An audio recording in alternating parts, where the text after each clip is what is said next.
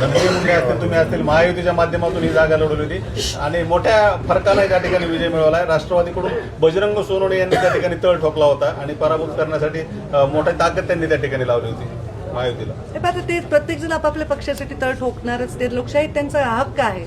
पण तिथे आम्ही असा विचार केला की आम्ही दोघं वेगवेगळे लढण्यापेक्षा, एकमेकांबरोबर संघर्ष करण्यापेक्षा आम्ही एक उदाहरण केलं की मी म्हटलं चला तुमचा घ्या नगराध्यक्षपदाचा उमेदवार, आम्ही तुमच्या सोबत राहू.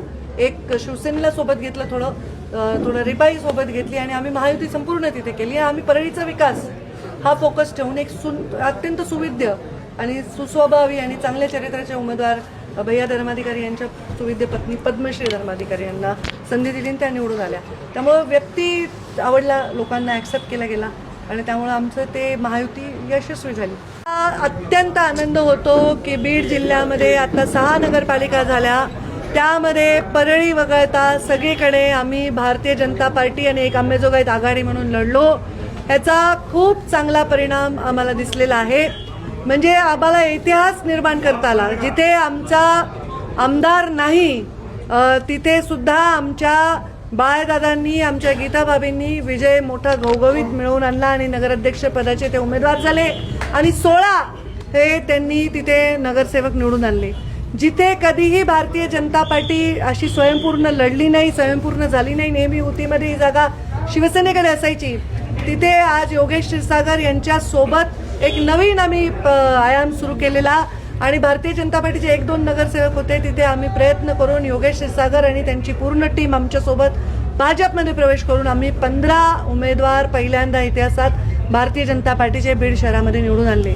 तसेच धारूरमध्ये 6 आमचे उमेदवार निवडून आले. अगदी थोडक्यात आमचं धारूरचं नगराध्यक्षपदाचा उमेदवार पराभूत झाले, पण त्यांनी लढत खूप चांगली दिली आणि खूप मतं घेतले. बीडमध्ये 32,000 मतं घेतले आमच्या कॅन्डिडेटनी. खूप मोठी आमच्यासाठी विजय आहे. तसेच परळीमध्ये सुद्धा आम्ही युती केली होती, महायुती केली होती. तिथे भाजप, शिवसेना, राष्ट्रवादी, रिपाई सगळे आम्ही एकत्र होतो आणि आम्ही तिथे भरपूर घवघवीत असं यश मिळवलेलं आहे. आणि अंबेजोगाईमध्ये जी आघाडी आम्ही केली होती त्याला पण नगराध्यक्षपदाचे उमेदवार आणि 11 उमेदवार निवडून आलेले आहेत.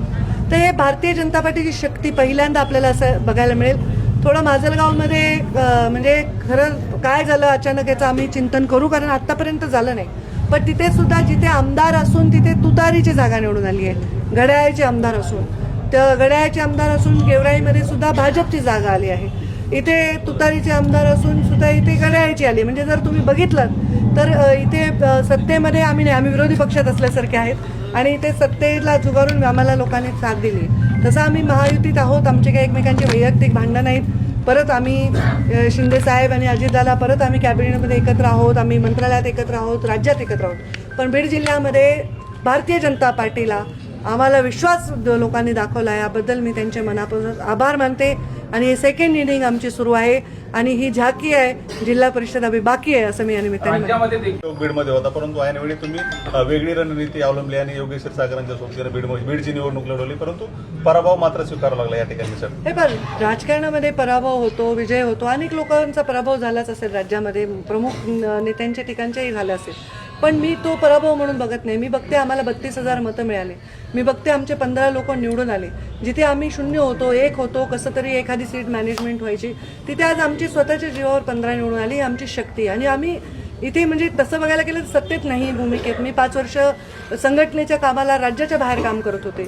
मी जिल्ह्याचे मी महिना झाले, म्हणजे 1 वर्ष झाले मी मंत्री झाले, पण मी जालना जिल्ह्याचे पालकमंत्री आहे. तर त्यामुळे मला डायरेक्ट कार्यकर्त्यांना फार निधी किंवा बळ किंवा प्रशासकीय सुविधा पुरवता नाही आल्या. पण जनतेने मात्र आमच्या पाठीमागे आपल्या आशीर्वादाचं बळ ठेवलं. आमच्या मातीत, ज्या मातीत आम्ही जन्मलो, ज्या मातीसाठी आम्ही खपलो, मातीसाठी काम केलं, त्या बीड जिल्ह्याच्या मातीने आम्हाला एवढा मोठा विजय दिला. नगराध्यक्षपदाचा उमेदवार जरी थोडक्यात आमचा पराभूत झाला असेल तरी आमचा एक सुविद्य, सुशिक्षित, अत्यंत सुसंस्कृत उमेदवार डावलल्याबद्दल भविष्यामध्ये मला नाही वाटत फार चांगला आपल्याला प्रतिमा त्याच्यामधनं होईल.